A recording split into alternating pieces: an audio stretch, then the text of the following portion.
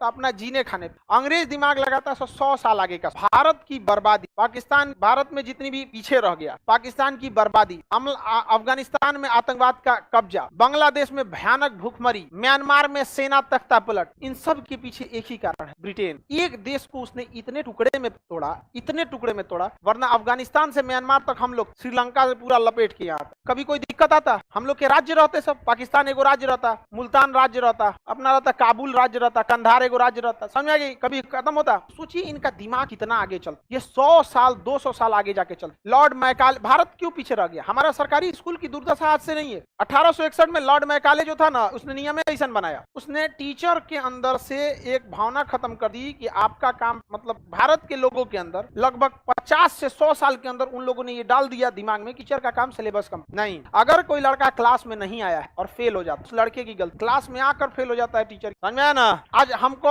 कई लोग ऐसे मिलते हैं, बूढ़े हो गए, 70-75 साल हो गए, वो भी हमारा क्लास का वीडियो देखते, किस काम का, कौन एग्जाम में उनसे पूछेगा? आप लोग तो देखते हैं करंट अफेयर हो गया या सब्जेक्ट से रिलेटेड, उनके कौन एग्जाम में पूछेगा? नहीं ना।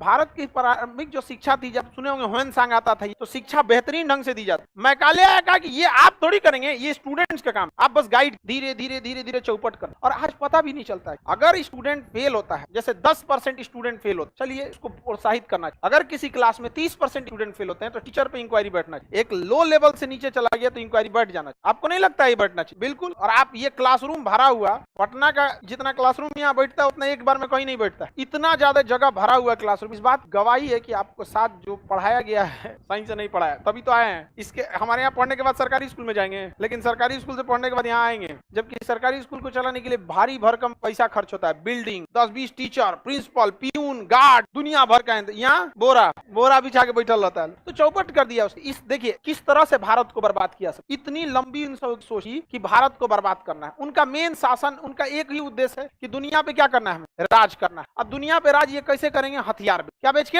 हथियार। तो उनको दिख गया कि भाई इन लोगों को तो हम हथियार बेच देंगे, तो यहाँ पे ऐसा विभाजन किया, यहाँ मुस्लिम ज्यादा रख दिया, यहाँ तालिबानी हो गए, उनको लड़ना ही ज्यादा था, यहाँ हिंदू बहुल्य ज्यादा है, यहाँ म्यांमार अलग कर दिया, बांग्लादेश अलग कर। अब उसने जब भी दो देश अलग होता है, देखिएगा दो परिवार जब अलग हो तो ये ऑटोमेटिक दुश्मनी उतर जाता। आपके परिवार को छोड़ के अगर कोई जाएगा ना, तो आपका एक सदस्य कम नहीं हुआ, एक सदस्य तो कम हुआ ही, आपका एक नया दुश्मन भी तैयार हो। ये चीज होता है जब आपसे देश से टूट के कोई दूसरा देश अलग होगा ना, तो एक अलग तो होगा ही, साथ में दुश्मनी भी चालू हो जाती है। यूक्रेन रूस से ही टूटा। धार्मिक मामले में भी आपका धर्म छोड़ के कोई एक व्यक्ति दूसरे धर्म में जाता है ना, तो एक आपका व्यक्ति तो कम हुआ ही, एक नया आपका विरोधी भी तैयार हो जाता। तो ये बात उनको अच्छा से पता था कि ये देश इन लोगों को लगेगा कि केवल एक टुकड़ा है, जबकि हम इन्हें परमानेंट एक दुश्मन दे देंगे। और अगर दुश्मन दे दिए तो ये परमानेंट हथियार बेचेंगे। समझ में आ कि नहीं? अमेरिका पाकिस्तान को बेचता है, ब्रिटेन भारत को बेचेगा। जगुआर ब्रिटेन से, राफेल फ्रांस से, अपाची हेलीकॉप्टर अमेरिका से, सुखोई रूस से, इसके लिए पाकिस्तान और चाइना। अगर पाकिस्तान हमारा रहता ये तो दिक्कत नहीं थी, अफगानिस्तान हमारा रहता कोई दिक्कत नहीं थी। तो हमारा क्या ईरान से तो झगड़े नहीं होता, ईरान से उतना झगड़ा ही नहीं हुआ, क्योंकि शांत स्वभाव का, ईरान से किसी से हुआ भी नहीं। ये तो छोटा झगड़ा करके आजादी पैदा हुआ ही, झगड़े करके पैदा हुआ है। तो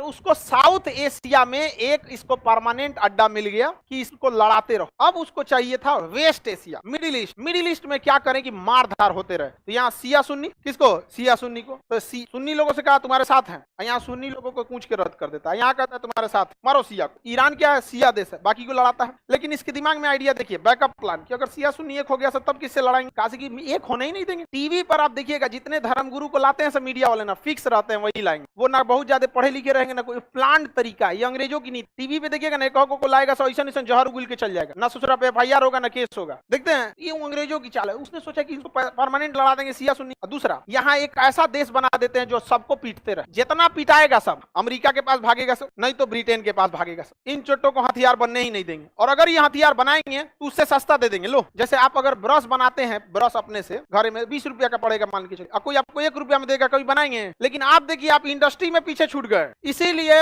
जब भारत आजाद हुआ, जवाहरलाल नेहरू ने FDI फॉरेन डायरेक्ट इन्वेस्टमेंट पे पूरी तरह रोक लगा दिया। कुछ नहीं आएगा, मंजन पेस्ट सब चीज यहीं बनेगा। 1991 तक हमारे देश में कुछ नहीं आ सकता। यही नतीजा हुआ कि हम लोग देर से सही उठकर खड़ा होना सीख गए। समझ में? आज मंगल ग्रह तक चलेगा। ये नेहरू की बहुत अच्छी नीति। लेकिन 1991 में अगर हम लोग विदेशियों को अनुमति नहीं देते तो बहुत पीछे रह जाते। समझ में आ गया कि नहीं आ गया? रेस में आप तब दौड़िए जब चलना सीख जाइए। कोई लड़का चलना ही नहीं सीखा, ओलंपिक के रेस में उतार दीजिए, कचरा के मर जाएगा। पाकिस्तान की तरफ शुरुआत FDI दे दिया, हम लोग ने दिए नहीं दिए। अब ये सब जो थे सब अमेरिका अमेरिका सब किसको आगे बढ़ाया? इजराइल। इजराइल यहूदियों का देश, और यहूदियों का दुनिया में कोई देश नहीं। तो उन्होंने दिमाग लगाया कि जब कोई व्यक्ति युद्ध लड़ता है जीतने के लिए, और कोई व्यक्ति युद्ध लड़ता है अपना अस्तित्व बचाने के लिए, तो हमेशा वही जीतेगा जो अपने अस्तित्व बचाने के लिए लड़ रहा है। समझ में आएगी नहीं क्या?